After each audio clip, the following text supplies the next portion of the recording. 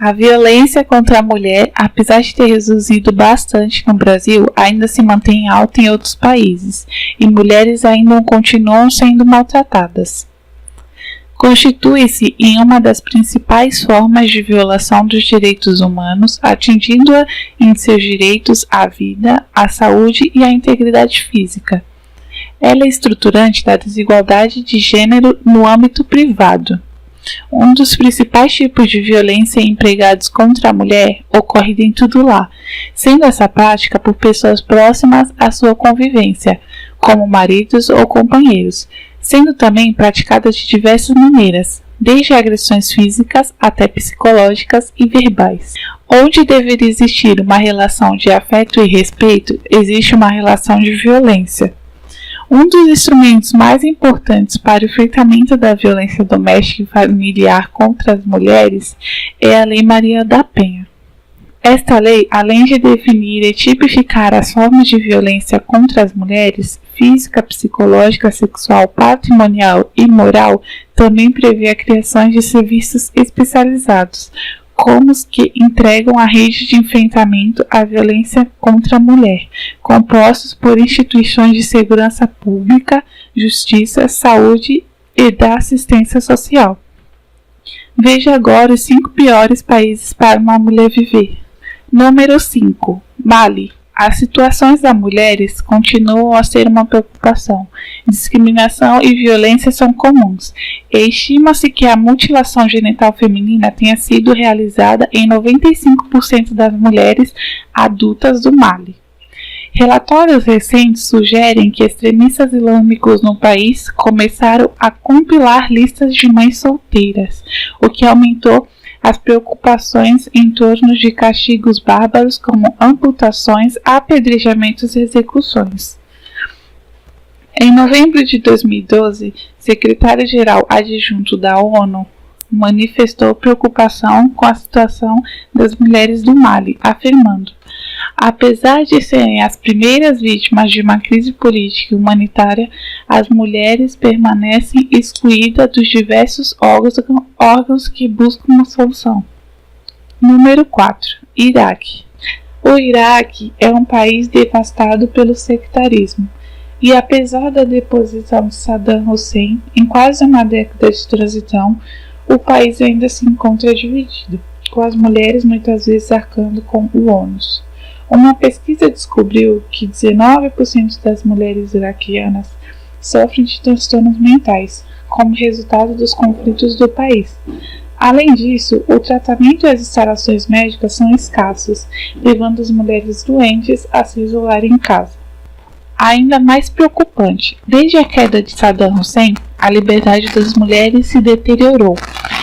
Enquanto 2003 viu a criação de ONGs como a Organização da Liberdade das Mulheres no Iraque, o governo introduziu a Lei Sharia em 2004, uma das muitas leis recentes com impactos negativos na vida das mulheres iraquianas. A Organização da Liberdade das Mulheres no Iraque tem procurado desempenhar um papel fundamental na promoção e proteção da liberdade das iraquianas, chamando a atenção para o aumento no número de estupros, sequestros e ataques contra as mulheres, bem como o ressurgimento dos crimes de honra. Mas a religião e o sectarismo continuam a ser fatores chaves que afetam as lutas femininas no Iraque, e os sinais são evidentes nas ruas do país. Talvez o mais óbvio seja que em 2003, com a pressão do islamismo, o número das mulheres que usam véus aumentou. Em entrevista à BBC, a médica Lubna disse: as mulheres costumavam se comportar de uma maneira mais liberal sob o regime de Saddam. E eu odeio dizer isso, porque eu odeio Saddam, mas as mulheres eram mais livres sob o governo de Saddam. Número 3. Índia. A Índia é frequentemente citada como uma das economias que mais crescem no mundo. No entanto, os acontecimentos recentes têm atraído a atenção do público para um problema diferente: a situação das mulheres na maior democracia do mundo.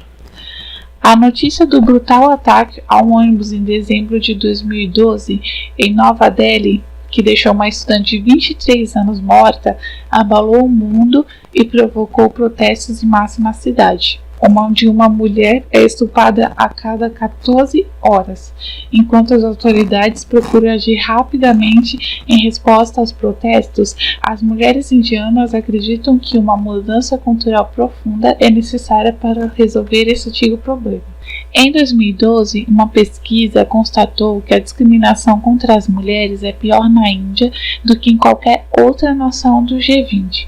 A situação é particularmente grave nas planícies do norte do país, onde a mentalidade profundamente enraizada reforça a suposta inferioridade das mulheres. A violência doméstica na Índia também é endêmica.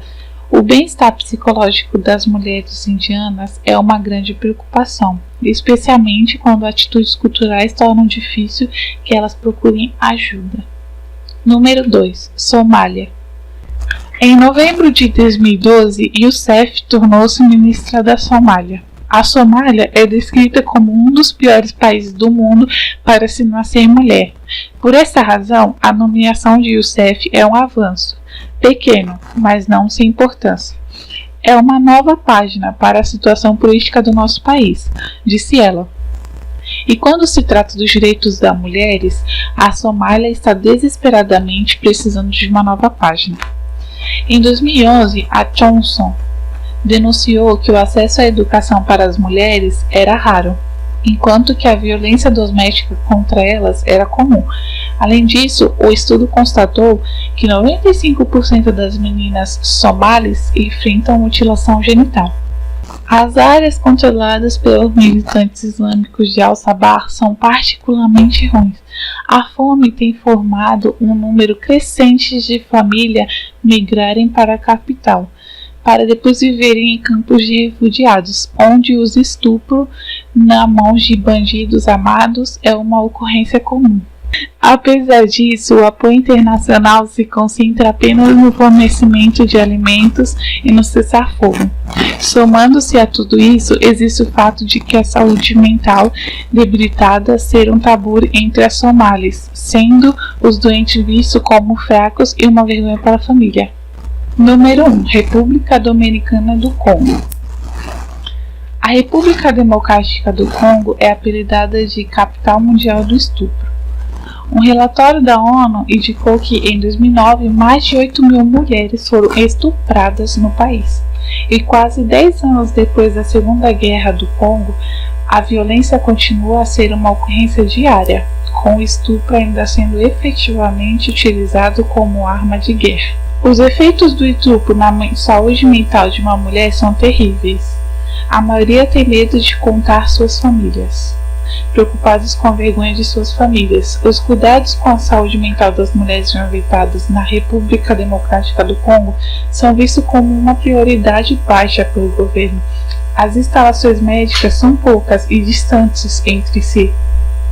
A ONU tentou ajudar, fornecendo escoltas para as mulheres, mas a situação continua terrível.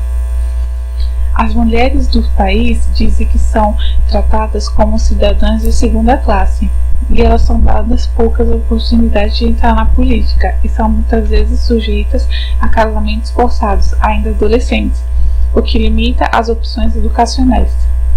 Embora algumas das ONGs do Congo fizeram melhorias e ampliaram a oportunidade educacional para as mulheres, outras organizações têm destacado o fato de que a polícia e as autoridades locais são muitas vezes as mais culpadas quando se trata de fazer com que casamentos arranjados. Hillary Clinton certa vez descreveu a violência sexual no Congo como a humanidade no seu pior. É isso, pessoal. Espero que vocês tenham gostado. Compartilhem, divulguem o canal e deixem o seu joinha.